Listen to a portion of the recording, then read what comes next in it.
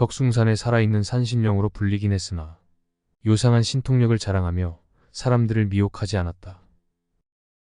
100세가 넘도록 묵묵히 참선에 임하며 수행자의 본 모습을 잃지 않았다.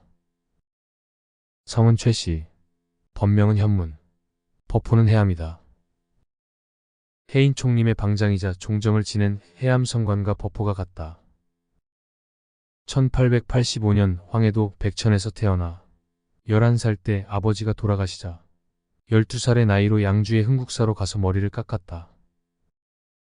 1900년 보암스님을 은사로, 금운스님을 계사로 모시고 득도했다. 그 사이 어머니가 의탁할 곳이 없게 되자 아들을 찾았는데 효행심이 깊어 물리치지 못하고 양해를 얻어 절에서 함께 생활했다. 2년 뒤인 1902년 어머니가 돌아가시자 전국의 고승 등을 찾아다니며 수행했다. 해암스님은 통도사 내원선원에서 정진했는데 이때 그는 잘못된 생각에 사로잡혔다고 한다. 신령의 힘으로 색신을 입고 벗기에 이미자제하는 신통력을 얻어야지. 법문을 들어서 무얼 하랴. 하지만 이를 안통도사 내원선원의 조실 성월스님에게 큰 꾸중을 듣고 쫓겨났다. 선방의 밥은 썩은 밥이 아니다. 몇 차례 찾아가 사죄했지만 다시 쫓겨난 해암스님은 여러 고승에게 받은 가르침의 근본이 어디에 있는지를 생각해 본 뒤 성월스님을 다시 찾아가 가르침을 청했다. 이때 성월스님은 해암의 편견과 아집을 지적해 주었고 해암스님은 성월스님 밑에서 새롭게 수행을 시작했다.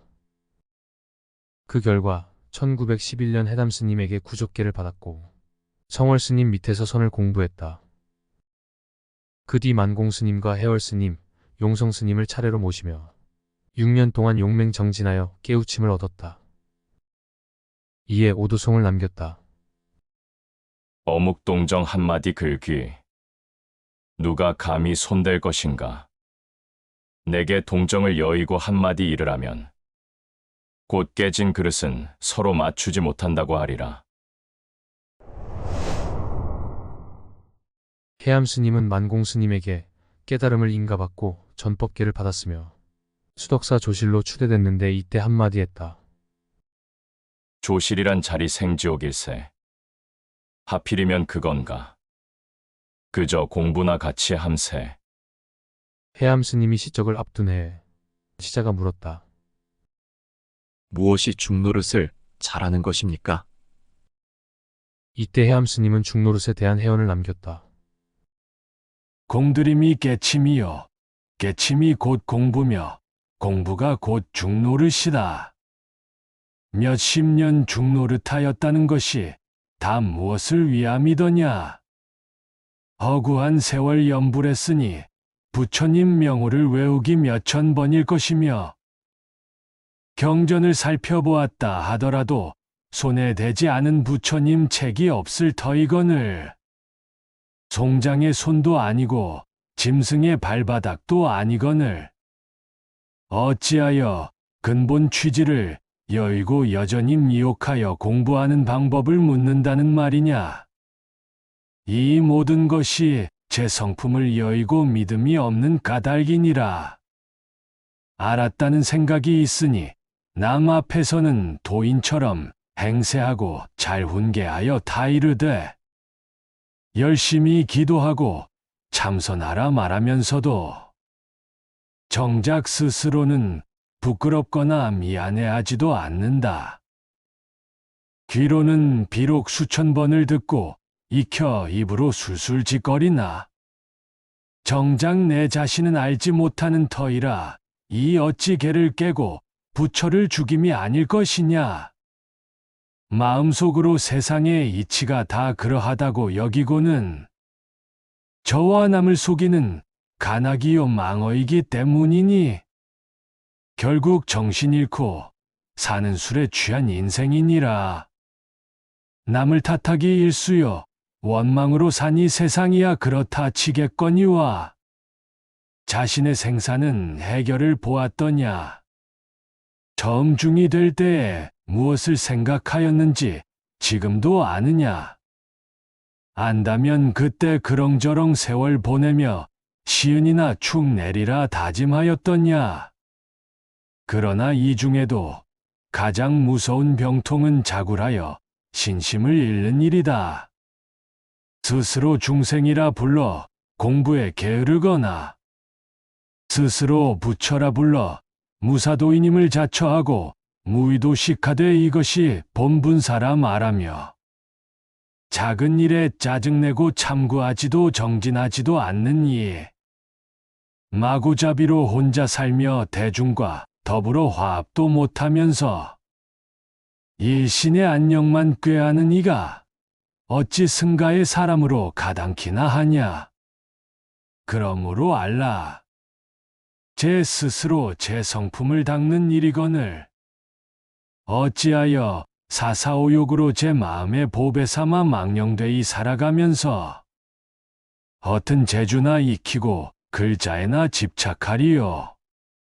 천만년을 공부하고 정진하여도 제 마음 부처가 문제다. 제 마음이 곧 부처인 줄 다 알지만 정작 다그쳐 물으면 다시 모르는 것이 마음이요 부처이다. 그리하여 마음이라 일러도 옳지 않으며 마음이 아니라 일러도 옳지 않다.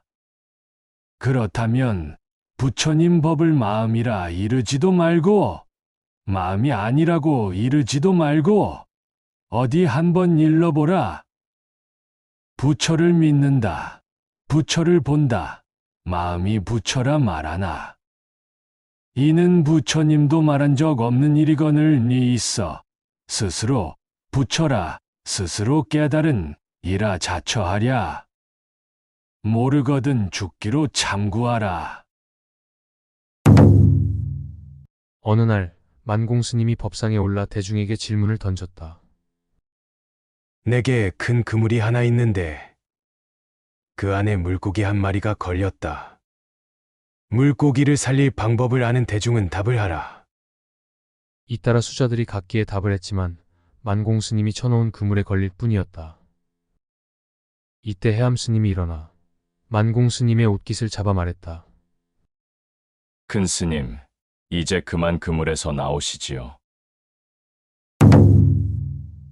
해암 스님이 법상에 올라 불자들의 정진을 독려하며 이렇게 말했다.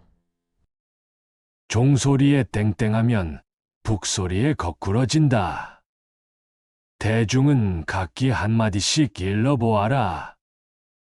하지만 대중은 아무 말도 하지 못했다. 만약 나에게 뜻을 묻는다면 나는 이렇게 대답하리라. 해암 스님은 주먹을 들어 보이고 법문을 이어갔다. 이렇게 펴는 것이 옳으면 손을 이렇게 쥐는 것이 그르지 않다. 해암 스님이 세수 100세가 됐을 때 불교신문에서 인터뷰를 했다. 큰 스님께서는 부처님보다 20여 년을 더 세상을 보셨는데 무엇을 보셨습니까? 해암 스님은 말했다. 모든 것은 바람 앞에 등불이다. 또 물었다. 어떤 것이 조사선이며 어떤 것이 열애선입니까? 해암 스님이 거침없이 말했다. 말이 없는 데서 말이 없는 곳에 이르는 것이 조사선이요. 말이 있는 곳에서 말이 없는 곳에 이르는 것이 열애선일세. 어느 노작가는 해암 스님을 달이요 바람이라고 표현했다고 한다. 달과 바람처럼 깨달음의 향기를 자유롭게 널리 전하는 수행자라는 뜻으로 풀이된다고 한다. 그래서인지 해암 스님은 노구에도 불구하고 미국 포교를 위해 영어 공부에 열중하고 100세가 되던 해인 1984년 미국으로 떠났다. 1984년 미국 서부 능인선언 봉불식에 참여했고 그해 덕숭 총림 초대 방장으로 추대됐다. 이때도 해암 스님은 한마디 했다. 먹다 버린 개밥 먹으란 말인가. 개살구야 개살구. 해암 스님은 세수가 100세인데도 곱게 늙으신 모습 그대로였으며 음성이 카랑카랑했다고 한다. 생명의 실타래를 풀어나가시며 기쁜 인연도 슬픈 인연도 많으셨을 텐데 어떤 인연의 실오라기가 가장 무겁다고 느끼셨는지요? 슬플 것도 슬프지 않을 것도 없어. 일체를 여윈 자리엔 그 여윈 생각마저도 없는 법이거든. 일체를 여인 해암 스님은 1985년 5월 수덕사 염화실에서 조용히 입적했다. 그 전에 상자가 전법 안장을 누구에게 부촉하느냐고 물었다. 공들이는 자에게 부촉하였다. 그리고 자신의 사후를 당부했다. 내가 도시에서 죽으면 영구차에 실어다 화장장에 집어넣을 것이고, 산속에서 세상을 버리면 상여도 태우지 말고, 마구잡이로 돌아다가 석유 한 사발로 불에 태워라. 그리고 돌아와서는 상단에 향 하나 꽂고 심경 한 편 외울 뿐이지 물질을 소비하지 말라. 또 나는 부처님 사리도 숭배하지 않기 때문에 사리가 나오지 않을 것이지만, 혹시 나오더라도 부처님 같은 사리는 아닐 것이다. 그러니 땅속에 파묻든지 아무데나 버리든지 하라. 만약 먼지 한 줌이라도 거두어 탑을 짓고 부도를 세우거나 한다면 나하고는 대천지 원수가 될 것이다. 세수 101세, 법납 86세였다.